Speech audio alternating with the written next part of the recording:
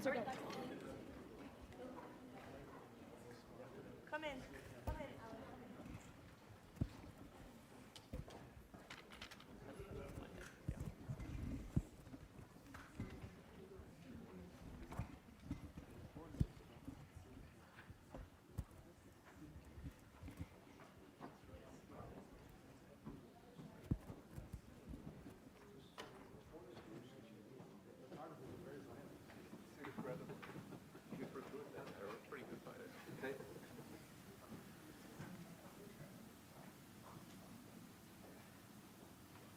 Well, thank you very much, everybody. We have a meeting with a man who's become a friend of mine, and we've known each other for a little while in some very interesting times, and we get along. Our countries get along very well. We have a great affinity for each other, and the Chancellor has been very well received in Germany. He's a very successful man, became the Chancellor of Germany, which is a big deal. And he's doing a very good job, in my opinion, a great job, very popular. And the relationship that we have in trade and everything else has been very strong. We've been able to do our deals, and it's been very strong. We'll obviously be talking a little bit about Iran today, and he's been helping us out. We've been very nice, actually. And that is coming along, as you see, very well. They have no Navy. It's been knocked out. They have no Air Force. It's been knocked out. They have no air detection. That's been knocked out. Their radar has been knocked out. And just about everything's been knocked out. So we'll see how we do. But we're doing very well. We have a great military, and they're doing a fantastic job. So we'll be talking about that. And we're talking about some very big trade deals. And those, I know, will work out, too. So I just want to say it's a great honor to have you at the Oval Office. The beautiful Oval Office, beautiful White House. It's a special place, even from your standpoint. And you have some very special places, too. And I look forward to being with you. Thank you very much. Thank you. Thank you, Mr. President, for having me here in this Oval Office for the third time now. Yeah. Really happy to have the opportunity to speak with you in these challenging times. We are on the same page in terms of getting this terrible regime in Tehran away, and we will talk about the day after, what will happen then if they are out. We have to talk about our trade agreement, which I would like to be in place as soon as possible. And we have to talk about Ukraine. There are too many bad guys in this world, actually, and this is an issue we have to talk about.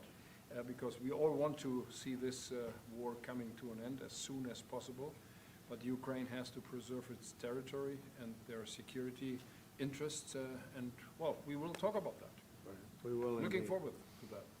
Well, thank you for being here. Thank you That's some for your interesting. hospitality. Thank you for some- letting me spending the night in your guest house. That's It's right. a very, very Good. comfortable place. Hope you liked it, right? Absolutely. Yeah, great place. That's And a famous place. That's yeah. good. Very So famous. many former presidents That's there. right. Yeah. Very famous place. Any questions, please? Mr. President, did Israel force your hand to launch these strikes against Iran? Did Netanyahu pull the United States into this war? No, I might have forced their hand.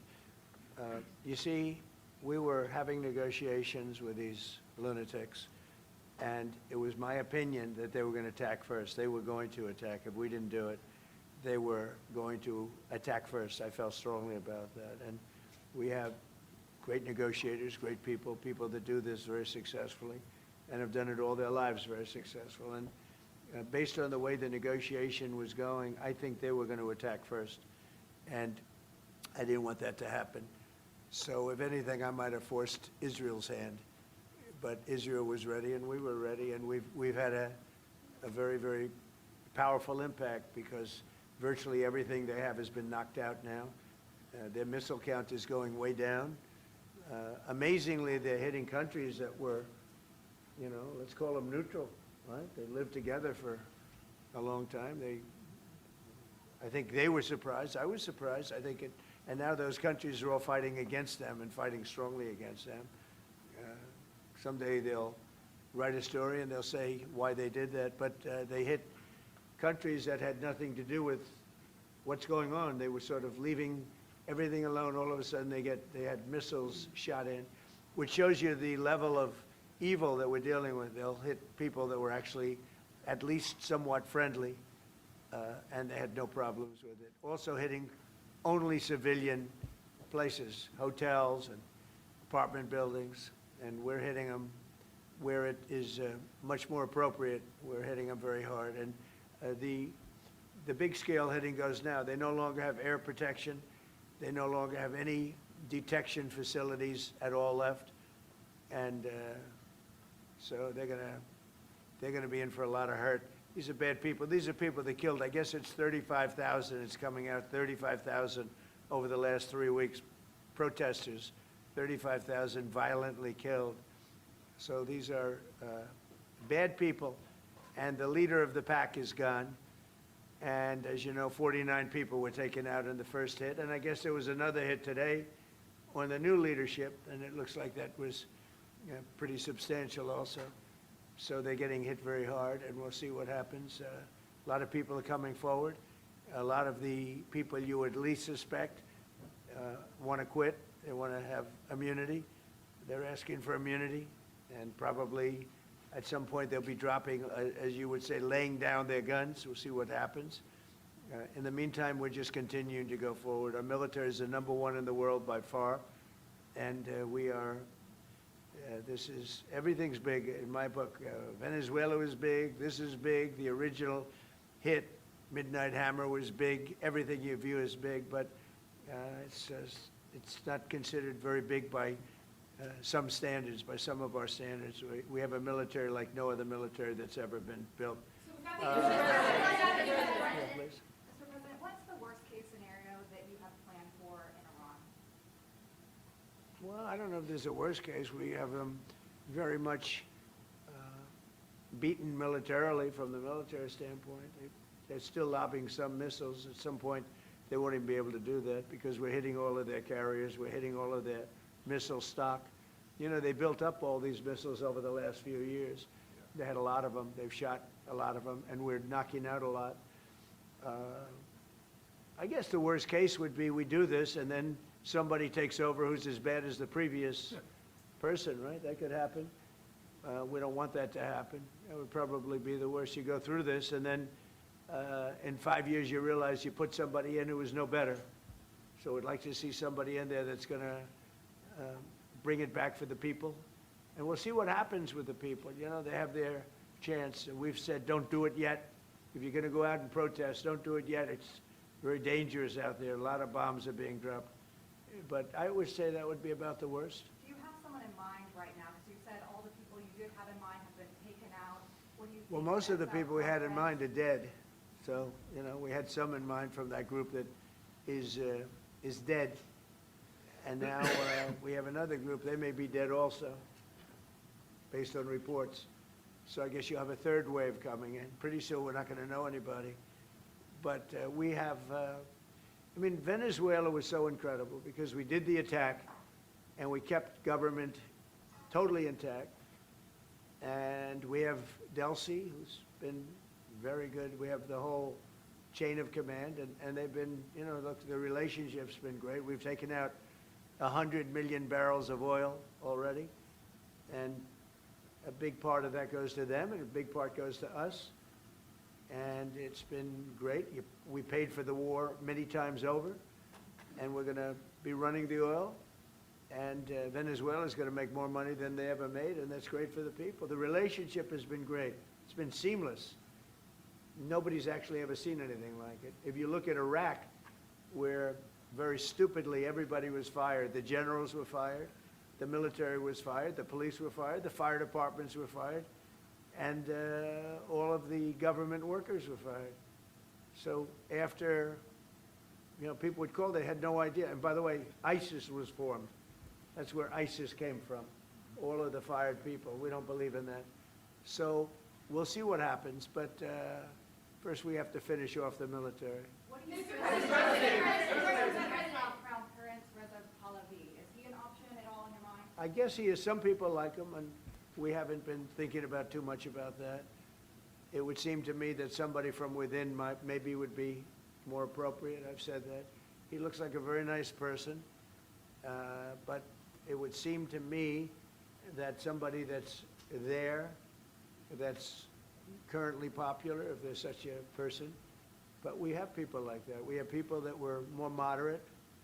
You know, these were radical lunatics, and you know what they get? They get nothing. All they do is kill people. Mr. President, what exactly was the imminent? You've asked, not your turn. Not your turn, please. Mr. President, you've been to take the heat off the Europeans to potentially help you. Mark Rutte called on the allies to also help you. What does that mean? Well, you have to ask Mark Rutte. He said not as part of NATO, but to be helpful to you in this. Well, some of the European nations have been helpful and some haven't. And I'm, you know, very surprised. Germany's been great. He's been terrific. Others have been very good, terrific. I think that the head of NATO, Mark, is fantastic, okay? Mark Rutte. I think he's fantastic. But some of the European, like Spain, has been terrible. In fact, I told Scott, cut off all dealings with Spain. Spain, first of all, it started when every European nation, at my request, paid 5%, which they should be doing. And everybody was enthusiastic about it, Germany, everybody. And Spain didn't do it. And now Spain actually said that we can't use their bases, and that's all right. We could use their base if we want. We could just fly in and use it. Nobody's going to tell us not to use it, but we don't have to. But they were unfriendly. And so I told him we don't want to. Spain has absolutely nothing that we need other than great people. They have great people, but they don't have great leadership. And as you know, they were the only country that in NATO would not agree to go up to 5%. I don't think they would have agreed to go up to anything. They wanted to keep it at 2%, and they don't pay the 2%. So we're going to cut off all trade with Spain. We don't want anything to do with Spain. And I'm not, by the way, I'm not happy with the UK either. That island that you read about, the lease, okay, he made it, for whatever reason, he made a lease of the island. Somebody came and took it away from him. And it's taken 3-4 days for us to work out where we can land there. It would have been much more convenient landing there as opposed to flying many extra hours. So we are very surprised. This is not Winston Churchill that we're dealing with. Mr. President, what's your expectations towards Germany? What can Germany do and what should Germany do to help you in this one? Well, I think they're doing it. I mean, they're letting us land in certain areas, and that's, we appreciate it, and they're just making it comfortable. We're not asking them to put boots on the ground or anything. I mean, we're just, they're a respected country. I have a very good relationship with the country. We have, in particular now, with this leader, with this new leader. I think he's an excellent leader. I had my differences with Angela. I said, you're hurting your country with immigration and you're hurting your country with energy. And we have a man sitting on my right that is, I think, pretty much the opposite of her on energy and the opposite on immigration. And I think he's doing very well. Mr. President, commercial air travel right now is severely restricted in the Middle East, and thousands of Americans are stranded. Why wasn't there an evacuation plan, and will you send planes to get people out? Well, because it happened all very quickly. We thought, and I thought maybe more so than most, I could ask Marco, but I thought we were going to have a situation where we were going to be attacked. They were getting ready to attack Israel. They were getting ready to attack others. You're seeing that right now. And a lot of those missiles that are hitting in, those are stationary. Those were aimed there for a long period of time at these other countries. So I think I was right about that. We attacked first. And if we didn't, it could have been, you know, look, we're really decimating them. They're being decimated. And if we didn't, and by the way, we have massive amounts of ammunition. We have the high end. A lot of it was given away stupidly by Biden, very stupidly, for free. And I'm all for Ukraine, but they gave away a lot. As you know, when I give away ammunition, everybody pays for it. The European Union's paying for it. Then they can do what they want with it, but they are giving it, let's say, to Ukraine, and it's okay. but we gave away a lot of high-end, but we have plenty. But we have unlimited middle and upper ammunition, which is really what we're using in this war. And we have really an unlimited supply. We also have a lot of the very high-end stored in different countries throughout the world. We're literally storing it there, which is actually something that I insisted on in my first term. I rebuilt the military in my first term. The military is great.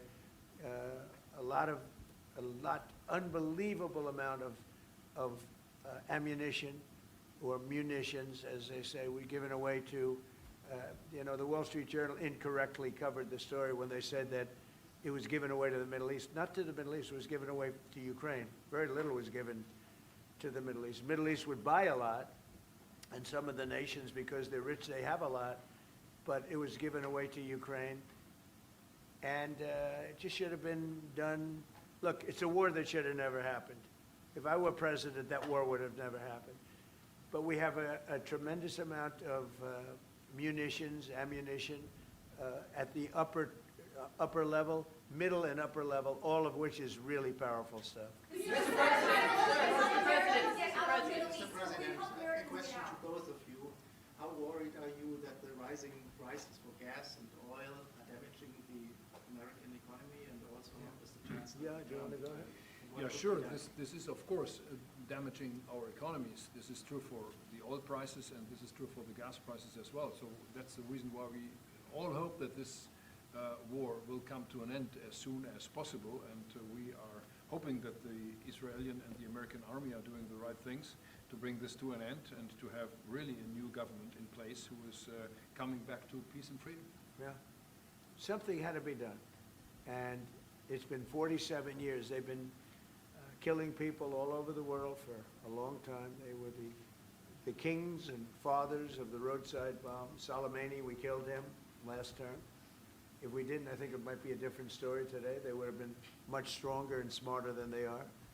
But they did the roadside bombs. 95% of the people lost their legs, arms, had their face wiped out, just wiped out. I've seen some young people that it's so sad to watch. And that was almost all, 95% comes from Iran and with Soleimani. Soleimani loved it, his favorite weapon. He loved the roadside bomb.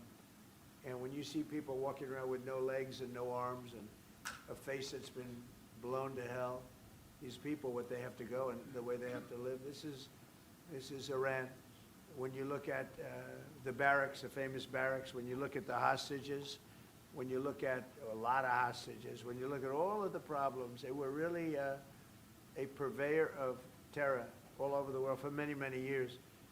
And it's something that had to be done, and I believe that if we didn't, because I see where Congress, if I didn't do this, guys like Schumer, who are losers, the Democrats, they're losers, that's why they're not here. Guys like Schumer would say, well, you should have done this. In other words, if I did it, it's no good. If I didn't do it, they would have said the opposite, that you should have done this. But most people feel, I'll tell you what, I have never had more compliments on something I did. People felt it's something that had to be done. So if we have a little high oil prices for a little while, but as soon as this ends, those prices are going to drop, I believe, lower than even before. Mr. President, Go ahead, please. Mr. President, Yes. how do you want to solve the conflict on tariffs between the EU and the US? In this Between who? The conflict on tariffs between the EU and the US. How do you want to solve And U.S. and who? EU, European Union. Oh. Union? How do you want to Well, solve we won on tariffs, actually. Somebody said you actually won the case. We won on tariffs. We had a decision that was wrong. It was a very bad decision from certain standpoints. From other standpoints, a very powerful decision because it reaffirmed all the fact that we have all these various forms of tariffs that we felt right, but it totally reaffirmed it. It said you can use all of these tariffs. So we have all these vast menus of tariffs. And tariffs have made our country very rich. We have to charge tariffs to nations who play with their money. They move their money up and down like a yo-yo.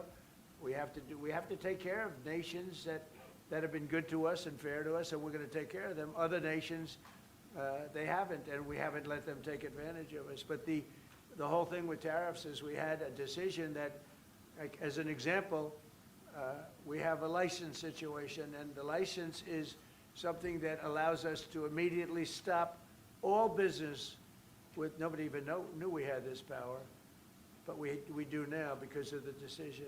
We have the right to stop all business having to do with a certain country. If a certain country is not treating us well, the president, without going to Congress, has the right to stop. Sort of interesting.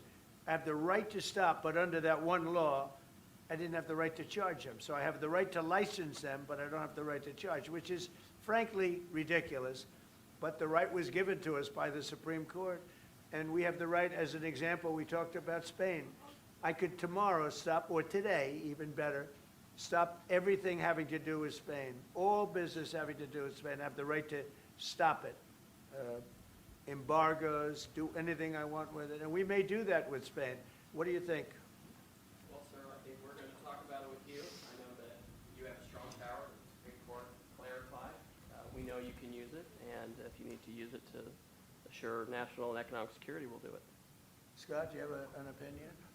Sir, I agree. The Supreme Court reaffirmed your ability to implement an embargo, and as we've talked, from your first term, the Section 301s and the 232s have withheld more than 4,000 lawsuits, and USTR and Commerce are going to begin investigations, and we'll move forward with those. And we've instituted a 15% tariff on everybody, as you know, and just used, I'll tell you, we had a couple of paragraphs written in that opinion that were really incredible.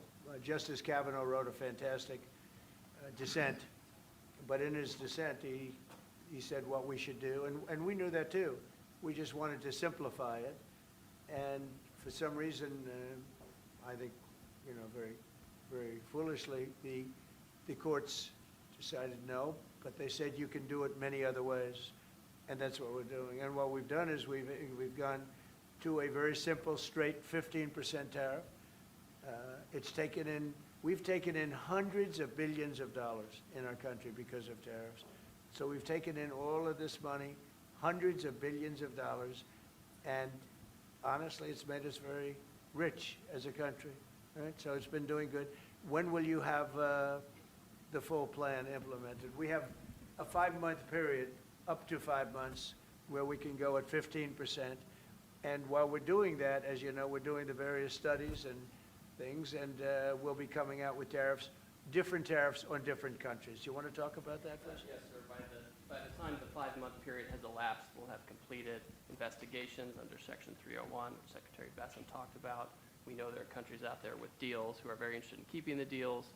We need to go through and investigate all these unfair trading practices, the kinds of things you talked about, and make sure that we're protecting U.S. economic security. We know there are countries How are we going to treat Germany? Well, I think you should hit them very, very hard. you knew he was right there when he said that, Mr. President. They have expressed an interest. Germany's been quite constructive in wanting to move forward and be helpful. The rest of you will talk to them as well, but obviously we'll... I will say every single country wants to make the deal they already have. In other words, a deal that we have using the other authority, they want to make the same deal.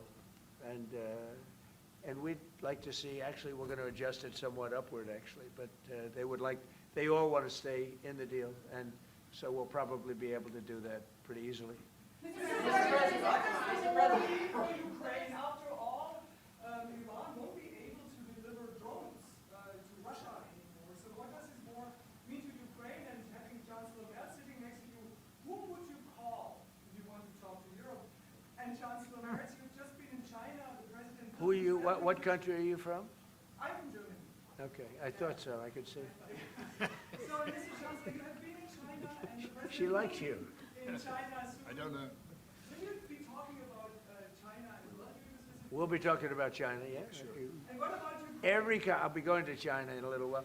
Every every time you meet, you talk about China. We respect China. I do. We both do, I think. But it's always a topic of conversation. We've had a very good relationship with China. We used to lose a tremendous amount of money with China, and that's no longer the case. We have a very, very good relationship with China, and we have a very good relationship with Germany. All right. Mr. President, thank you, Mr. President.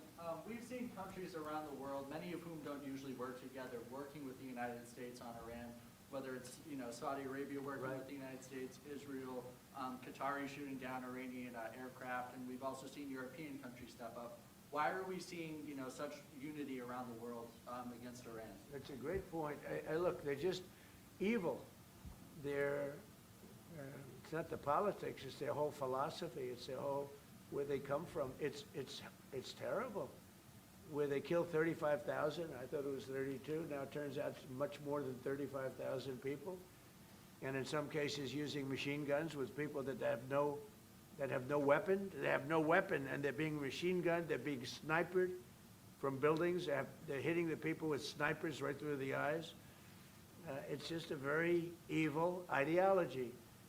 And nobody's really seen anything like it.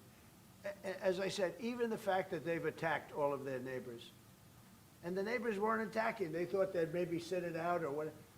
They've hit Qatar, they've hit UAE, they've hit Saudi Arabia, they've hit Oman.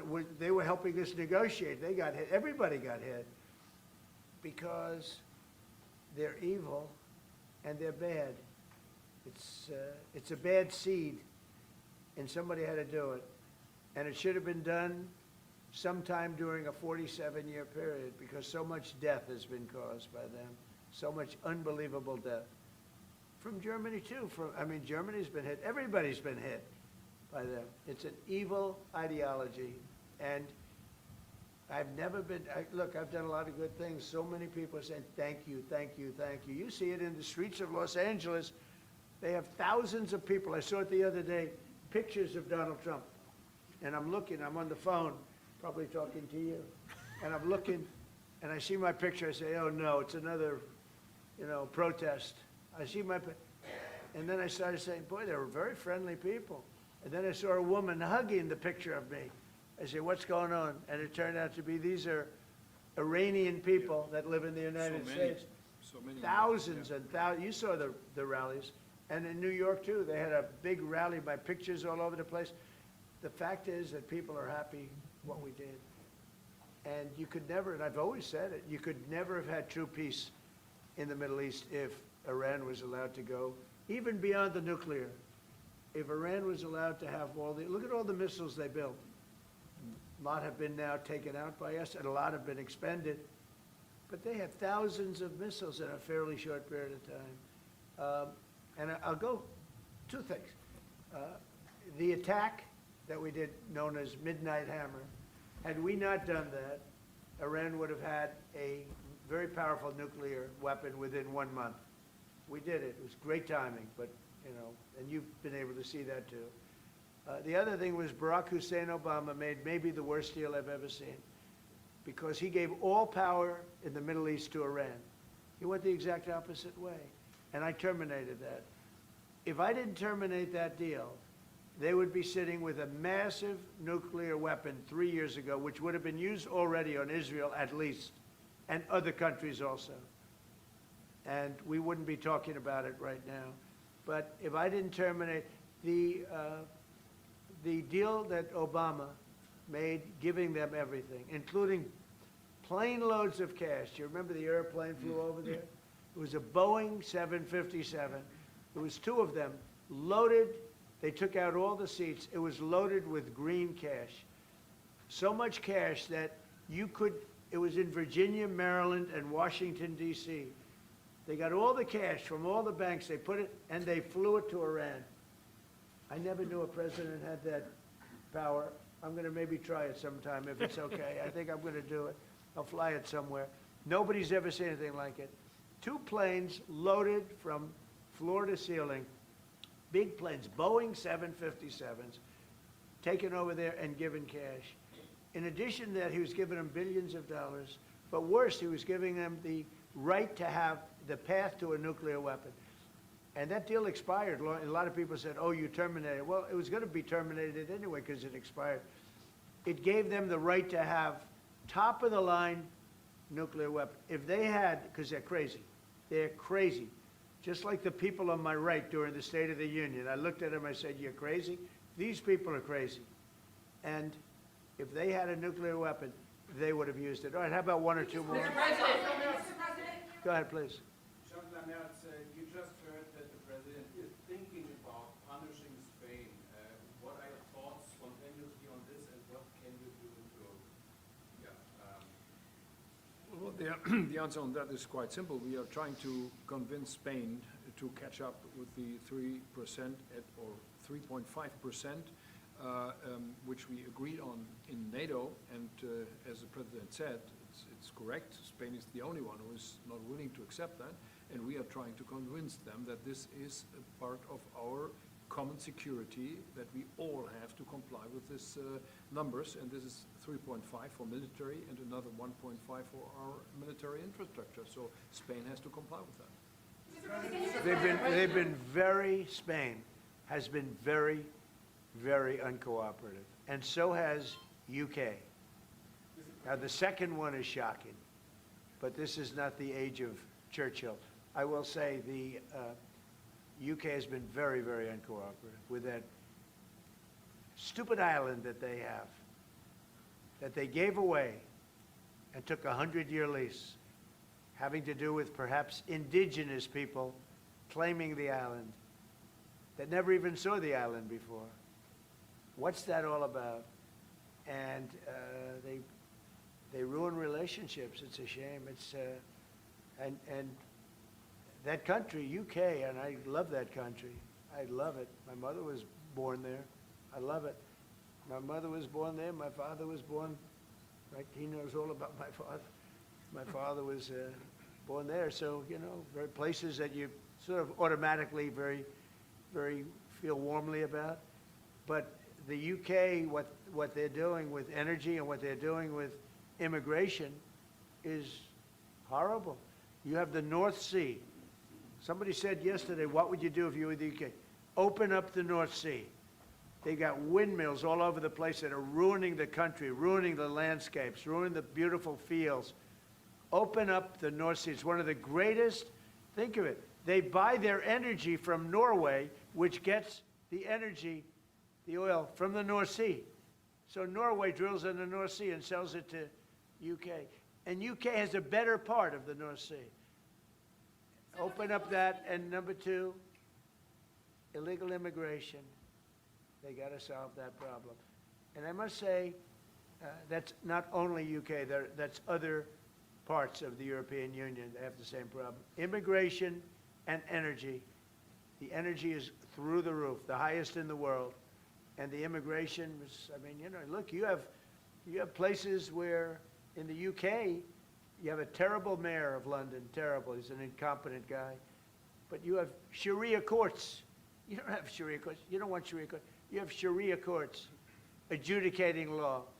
So it's very simple. Immigration, very importantly, immigration and energy. And you bring it back. Otherwise, you're not going to bring it back. Okay.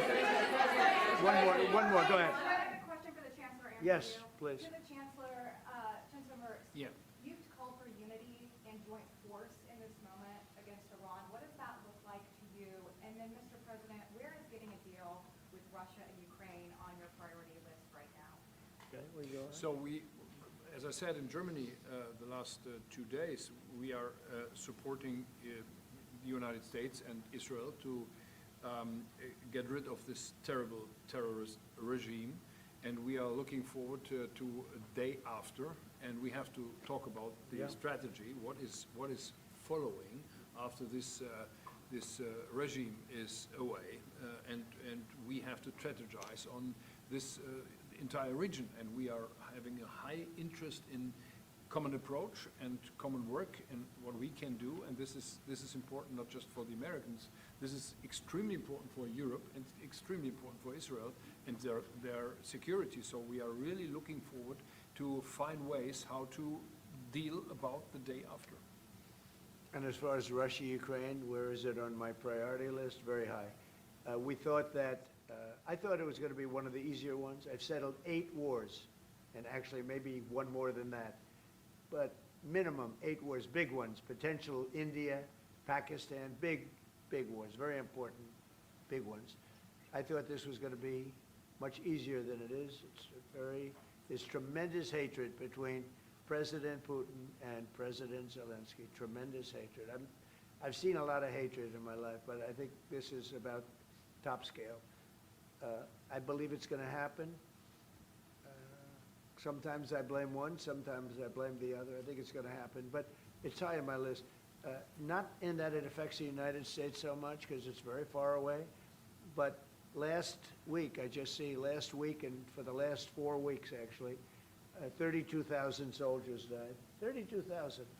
And it's been averaging 25 to 30,000 soldiers a month have been dying in that stupid war. And I'd love to see it ended. It's the worst that there has been since World War II. If you can't get a deal, what will that mean for you? All you can do is do your best, you know. It takes 2 to tango, and they have to get along. They have to be able to talk to each other. They hate each other a lot. That has an impact, you know. It really has an impact. It's bad for both. The saddest is that if the election weren't rigged, my election, that war would have never taken place. And you know what else wouldn't have taken place? Allowing 25 million people to pour through an open border, that wouldn't have taken place. A lot of things would have been different. But we're doing very well, and I think a big factor in this world and future factor is what we're doing right now with Iran. If we don't stop them, or if we didn't stop them, or if we didn't start, they've been decimated. But if we didn't do what we're doing right now, you would have had a nuclear war, and they would have taken out many countries, because you know what? They're sick people. They're mentally ill, sick people.